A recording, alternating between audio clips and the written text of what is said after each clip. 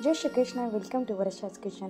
आता घरामध्ये आपण केळी आणतो, एक दोन केळी अशा असतात की ज्या राहतात आणि मुलं त्याला खायला कंटाळा करतात। मग आता हे मी 1 डझन केळी आणली होती, त्यातले 2 केळी उरले होते। मग या 2 केळीचं काय बनवायचं तर आपण पुढे पाहूया। ते अशा पद्धतीने मी सोलून घेतले आणि जर त्याचा थोडासा खराब पार्ट असला तर तो काढून घ्यायचा, म्हणजे तो पिकलेलाच असतो पण मग तो काळसर दिसतो म्हणून तो काढून घ्यायचा। नंतर एक मिक्सरचा जार घ्यायचा आणि त्याच्यामध्ये आपल्या चाकूच्या सहाय्याने हा बनाना असा कट करून पाहायचा। तुम्ही व्हिडिओ पूर्ण पहा, खूप छान व्हिडिओ आहे आणि नक्की ट्राय करसाल ही रेसिपी, कारण खूप मस्त आहे, पौष्टिक पण आहे, मुलांना खूप आवडेल, घरच्यांना पण सगळ्यांना खूप आवडेल। अशा पद्धतीने मी सगळे ते दोन्ही बनाना जे आहेत ते चाकूने कट करून घेतले। आता याच्यामध्ये काय करायचे, एक अर्धी वाटी साखर टाकायची, कारण बनानाला सुद्धा गुळचटपणा असतो, त्याच्यामुळे साखर कमी वापरायची। नंतर इथे 1 वाटी रवा वापरलेला आहे मी, बारीक रवा घ्यायचा, जाडा घेऊ नका। नंतर त्याच वाटीने 1 वाटी गव्हाचं पीठ घेतलं आणि अर्धी वाटी कोको पावडर घेतली। कोको पावडर ऑप्शनल आहे, जर तुम्हाला घ्यायची असेल तर घ्या, नाही घेतली तरी चालते। नंतर त्याच्यामध्ये मलईचं दूध टाकायचं, नंतर 2 चमचे जे आहे आपलं मलईवालं दही पण टाकायचं, मिक्सरमधून हे बारीक करून घ्यायचं। नंतर डबल 1 वाटी दूध टाकायचं आणि परत एकदा हे मिक्सरमधून याची फिरवून घ्यायचं, एकदम फाईन पेस्ट घ्यायची। नंतर याची अशी फाईन पेस्ट घेतल्यानंतर आपल्याकडे एक काचेचं बाऊल असतं किंवा जे बाऊल असेल ते बाऊल घ्यायचं आणि त्या बाऊलमध्ये आपण जे बॅटर बनवलं होतं ते काढून घ्यायचं। आता तुम्हाला थोडासा तर अंदाज आला असेल मी काय बनवत आहे, तर कमेंट करा पटापटा आणि तुम्ही रेसिपी पूर्ण पाहायचा आणि मला कमेंट करून पण नक्की सांगायचं। नंतर ते बॅटर पूर्ण काढून घेतल्यानंतर ह्याच्यामध्ये फ्लेवरसाठी मी इथं व्हॅनिला एसेन्स टाकलेला आहे आणि पोह्याच्या चमच्याने हे 3 चमचे तूप घेतलेलं आहे मी, तुम्ही ऑइलसुद्धा घेऊ शकता, मेल्टेड तूप आहे हे। मस्त असं मिक्स करून घ्यायचं, एक छान मिक्स करून घ्यायचं, ते तूप पूर्ण त्याच्यामध्ये ॲब्झॉर्ब झालं पाहिजे।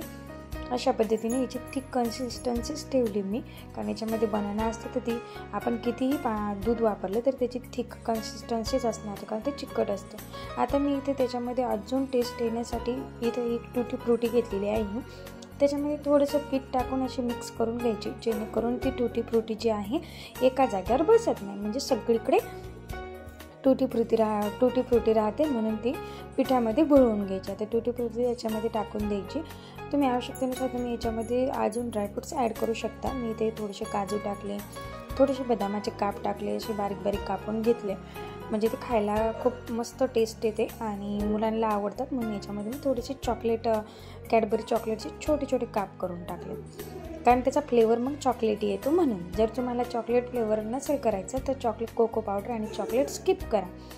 नंतर याच्यामध्ये अर्धा चमचा मी इथे बेकिंग सोडा वापरलेला आहे, आपला खाण्याचा सोडा, अर्धा चमचा मी बेकिंग पावडर वापरलेली आहे आणि आता ती काय करायची, व्यवस्थित मिक्स करून घ्यायची, जेणेकरून ती ॲक्टिव्हेट होते। मग एक गोल डब्बा घेतला मी आणि त्याला तूप लावून घेतलं पूर्ण आणि त्याला वरतून परत पिठाची बुरळ टाकून त्याला अशा पद्धतीने गोल केलं, म्हणजे आपल्याला बटर पेपर वापरायचं काम नाही आहे। हाच आपला बटर पेपर तयार होतो। नंतर आपण जे बॅटर तयार केलं होतं ते त्याच्यामध्ये टाकून द्यायचं, पूर्ण असं थिक कन्सिस्टन्सी ठेवायची त्याची। नंतर आता ती टॅप करायचं, म्हणजे व्यवस्थित सेट होण्यासाठी टॅप करायचं, जेणेकरून ते वरचं पूर्ण असं गोल झालं पाहिजे। नंतर अजून त्याला छान दिसण्यासाठी वरतून मी टूटी फ्रुटी ॲड केली, परत काही काजूचे पण तुकडे टाकायचे, काही बदामाचे काप टाकायचे, मस्त असे बारीक बारीक कापून घ्यायचे, ते पण वरतून टाकायचे आणि काजू टाकायचे, भरपूर असं वरतून मस्त गार्निश करायचं त्याला। जसे तुम्ही आत्ता टाकसाल तसेच ते बेक झाल्यानंतर कळेल, म्हणजे तुम्हाला आता तर कळलंच आहे की आपण 2 उरलेल्या केळापासून इथे केक बनवत आहोत, ते पण चॉकलेट फ्लेवरचा, एकदम मस्त झाला होता। पण तुम्ही बाहेरचा केक नक्की विसरसाल, इतका भारी हा केक झाला होता, नक्की ट्राय करसाल। नंतर आपण इथे कढई अगोदर गरम करायला ठेवायचं, हात लावून बघायचं, प्लेट थोडीशी गरम झाली म्हणजे मग आपला तो केकचं बॅटर त्याच्यामध्ये ठेवून द्यायचं आणि याच्यावर झाकण ठेवायचं। आता याला साधारण 25 मिनटे उघडून पाहायचं नाही, 25 मिनटानंतर आपला केक व्यवस्थित बेक झालेला आहे, बघू शकता किती टम्म फुगलेला आहे।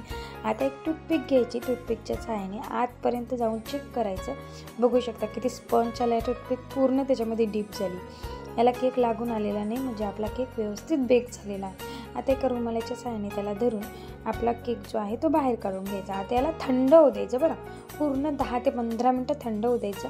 नंतर थंड झाल्यानंतर उलटा करायचा आणि बघू शकता आपला केक व्यवस्थित निघलेला आहे आणि किती मोठा स्पंज त्याला एकदम जाडा झालेला आहे. खूप खायला पण खूप टेस्टी झाला होता हे केक.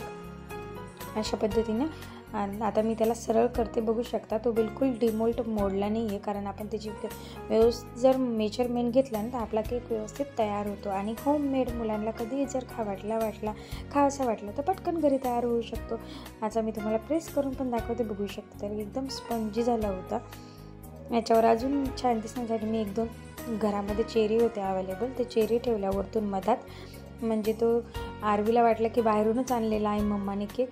आणि तिला जेव्हा दिसला ते म्हणते मम्मा पटकन खायला दे, तिला थांबायलाही कठीण होऊ लागलं पाहून, इतका मस्त झाला होता.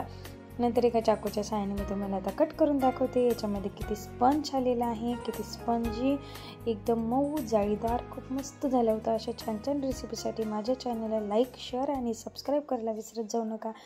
आणि तुम्हाला माझी रेसिपी कशा वाटतात ते पण कमेंट करून नक्की सांगत जा, कारण कमेंट करत जा म्हणजे मी तुम्हाला रिप्लाय करते, आपलं संभाषण होते.